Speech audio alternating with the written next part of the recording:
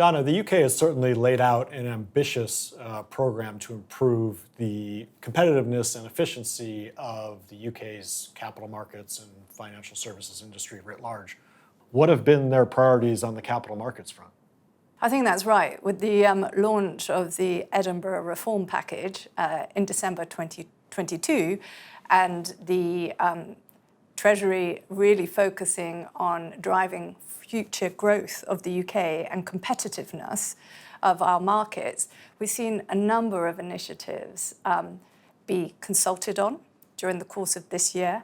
And we see a future schedule of policymakers' reforms coming through the pipeline as well over the next sort of 12 months. You mentioned competitiveness. Is that a new key guiding principle for the FCA and for Treasury? It is.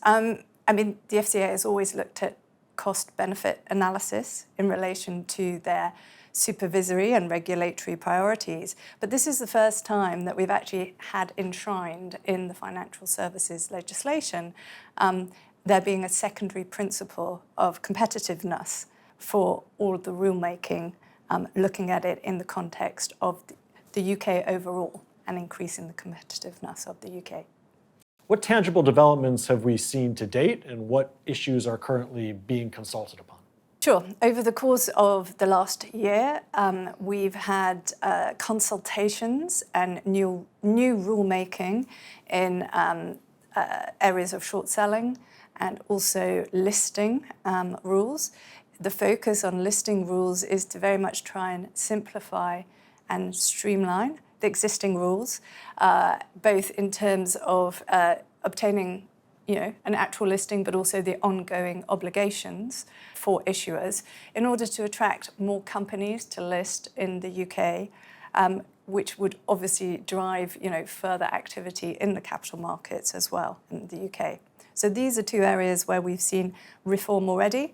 And moving forward, there are a number of consultations out there at the moment in relation to consolidated tape for bonds. They are also looking at pre- and post-trade transparency for derivatives and fixed income instruments.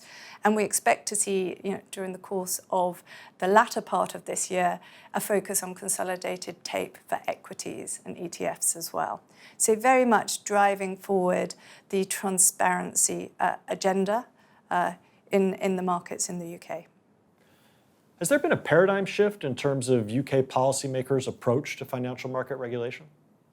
In some ways, they're still very much focused on the traditional guiding principles that we've always seen in the UK markets, i.e. the policymakers are focused on ensuring that we have fair, transparent and resilient markets. But the fact that we now have competitiveness written down as a secondary guiding principle for the regulators is a new shift in policymaking for the UK. And Donna, have we supported this overall reform agenda? Do we find it to be consistent with our longstanding advocacy to make markets more fair, open, competitive, and transparent? Absolutely. We're big proponents of this reg reform agenda and the policymakers' aims. For example, consolidated tape. We've been supporting the adoption of that for a long time, both in the equities and fixed income space. And we're big proponents of shortening the deferral time on post-trade transparency in the fixed income markets as well. So we welcome the regulators' attention in this space. How nimble can regulators here in the UK be as they seek to implement reforms and make adaptations?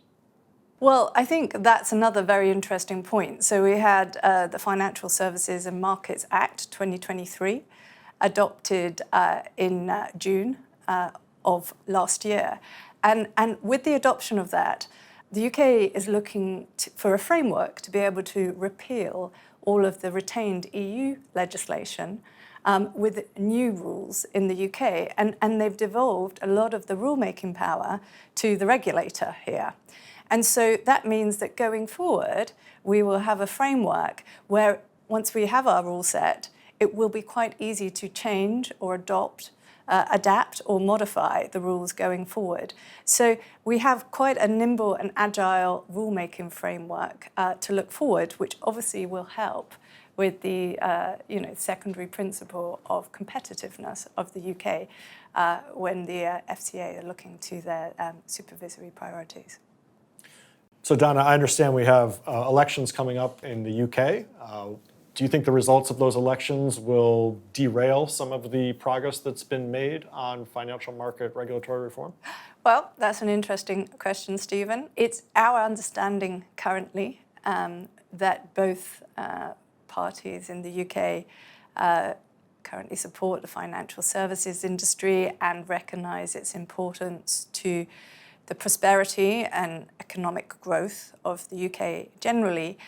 And so we understand that if there was a change of government, the trajectory which has already been started by the Edinburgh reforms would continue as is, but obviously it's something that we will have to wait and see. But currently there is a recognition that these reforms are a good thing for the markets overall in the UK and its place in the global financial markets as well.